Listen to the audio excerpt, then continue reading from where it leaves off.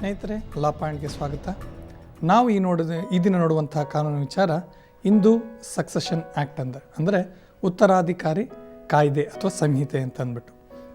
ಈ ಒಂದು ಕಾಯ್ದೆ ಅತ್ಯಂತ ಹೆಚ್ಚಿನ ಚರ್ಚೆಗೆ, ಆಮೇಲೆ ಇನ್ನೊಂದು ಮಾಹಿತಿ ಕೊಡಬೇಕು ಅಂತಂದರೆ, ನಮ್ಮ ಈ ಇಡೀ ಭಾರತದ ಕೋರ್ಟ್ನಲ್ಲಿ 40% ಕೇಸ್ಗಳು ಈ ಒಂದು ಕಾಯ್ದೆ ಮೇಲೆ ಹೋರಾಡ್ತಾ ಇದ್ದಾರೆ. ಅಂದರೆ ಯಾವ ಆಸ್ತಿ ಇರೋದು ಯಾರ್ಯಾರಿಗೆ ದಕ್ಕುತ್ತೆ ಅನ್ನೋದೊಂದು ದೊಡ್ಡ ವಿವಾದದ ಕೇಂದ್ರ ಬಿಂದು ಅಂತ ಹೇಳ್ಬೋದು. ಹಾಗಾಗಿ ಇದನ್ನು ನಾನು ಪೂರ್ತಿಯಾಗಿ ಹೇಳೋದಕ್ಕೆ ಇಷ್ಟಪಡೋದಿಲ್ಲ, ಕೇವಲ ಇಂಟ್ರಡಕ್ಷನ್ ಮಾತ್ರ ಕೊಡೋದಕ್ಕೆ ಇಷ್ಟಪಡ್ತೀನಿ. ಹಾಗಾಗಿ ಹಿಂದೂ ಸಕ್ಸೆಷನ್ ಆ್ಯಕ್ಟ್ ಅಂತಂದರೆ ನಮ್ಮ ಸಂಪ್ರದಾಯ ಅಥವಾ ನಮ್ಮ ಭಾರತದಲ್ಲಿ ಮುಂಚೆಯಿಂದಲೂ ಅಲಿಖಿತವಾಗಿ ನಡೆದುಕೊಂಡಂಥ ಪದ್ಧತಿ ಏನಪ್ಪ ಅಂದರೆ, ಮನೆ ಆಸ್ತಿ ಗಂಡು ಮಕ್ಕಳಿಗೆ ಮಾತ್ರ ಸಲ್ಲುತ್ತೆ ಅನ್ನೋದು. ಇದು ನಮ್ಮದಲ್ಲಿ 2 ರೀತಿಯ ಪದ್ಧತಿಗಳಿದ್ದು, ಅಂದರೆ ಪಿತೃಪ್ರಧಾನ, ಮಾತೃಪ್ರಧಾನ ಅಂತ. ಈ ವೆಸ್ಟ್ ಬೆಂಗಾಲ್, ಕೇರಳದಲ್ಲಿ ಮಾತೃಪ್ರಧಾನ ಕುಟುಂಬಗಳಿರ್ತವೆ, ಮಿಕ್ಕ ಭಾರತದಲ್ಲಿ ಪಿತೃಪ್ರಧಾನ ಕುಟುಂಬಗಳಿರ್ತವೆ. ಹಾಗಾಗಿ ಅಂದರೆ ತಂದೆಯ ಆಸ್ತಿ ಅವರ ಮಕ್ಕಳಿಗೆ, ಗಂಡು ಮಕ್ಕಳಿಗೆ ಮುಖ್ಯವಾಗಿ ದಕ್ಕತ್ತೆ. ಆಮೇಲಿಂದ ಅಲ್ಲಿ ತಾಯಿಯ ಆಸ್ತಿ ಹೆಣ್ಣು ಮಕ್ಕಳಿಗೆ ಹೋಗುತ್ತೆ ಅನ್ನೋದೊಂದು ಅಲಿಖಿತವಾಗಿ ನಡೆದುಕೊಂಡು ಬಂದಂಥ ಒಂದು ಪದ್ಧತಿ. ಆಮೇಲಿಂದ ನಮ್ಮ ಕಾನೂನು ಏನು ಹೇಳ್ತಂದರೆ, ಇದು ಎಲ್ಲರಿಗೂ ಸಮಾನವಾಗಿ ಬರಬೇಕು ಅಂತ ಅಂದ್ಬಿಟ್ಟು ಈ ಸಕ್ಸೆಷನ್ ಆ್ಯಕ್ಟ್ ಅನ್ನೋದು ಬಂತು.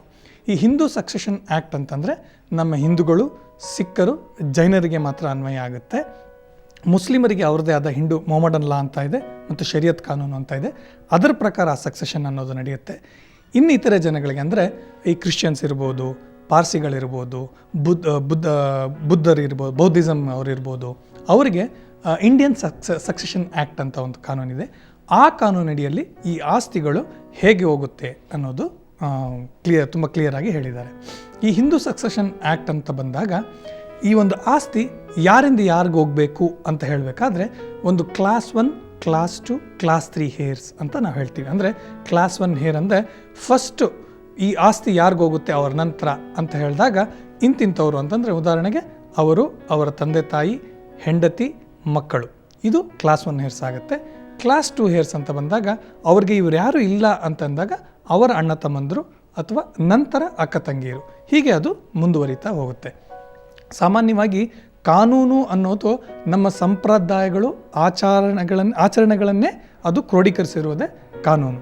ಹಾಗಾಗಿ ಈ ಮುಂಚಿನ ಕಾನೂನೇನಿತ್ತು ಅದನ್ನೇ ನಮ್ಮ ಕಾನೂನು ಅಡಾಪ್ಟ್ ಮಾಡಿಕೊಂಡು, ಆದರೆ ಇದರಲ್ಲಿ ಮಹಿಳೆಯರಿಗೆ ಅನ್ಯಾಯ ಆಗ್ತಾ ಇದೆ ಅಂತ ಅಂದ್ಬಿಟ್ಟು ಈ ಕಾನೂನಿನ ಪ್ರಕಾರ, ಹಿಂದೂ ಸಕ್ಸೆಷನ್ ಆ್ಯಕ್ಟ್ ಪ್ರಕಾರ, ಈಗ ಗಂಡು ಮಕ್ಕಳಿಗೆ ಯಾವ ರೀತಿ ಸಮಾನ ಹಕ್ಕಿದೆಯೋ ಅದೇ ರೀತಿ ಹೆಣ್ಣು ಮಕ್ಕಳಿಗೂ ಕೂಡ ಸಮಾನವಾದ ಒಂದು ಹಕ್ಕನ್ನು ಕೊಟ್ಟಿದ್ದಾರೆ. ಅಂದರೆ ತಂದೆಗೆ ಇರುವ ಆಸ್ತಿಯಲ್ಲಿ ಗಂಡು ಮಕ್ಕಳು, ಹೆಣ್ಣು ಮಕ್ಕಳಿಗೆ ಸಮಾನವಾದ ಪಾಲಿದೆ. ಇದು ಹೇಗೆ ವರ್ಕ್ ಆಗುತ್ತೆ ಅಂದರೆ, ಯಾವ ಆಸ್ತಿನ ಅವ್ರು ಹಂಚ್ಕೋಬೋದು, ಯಾವ ಆಸ್ತಿನ ಅವ್ರು ಕೇಳೋಕ್ಕಾಗಲ್ಲ ಅನ್ನೋ ವಿಚಾರಗಳನ್ನು ನಾಳೆ ನೋಡೋಣ ಸ್ನೇಹಿತರೆ. ನಮಸ್ಕಾರ.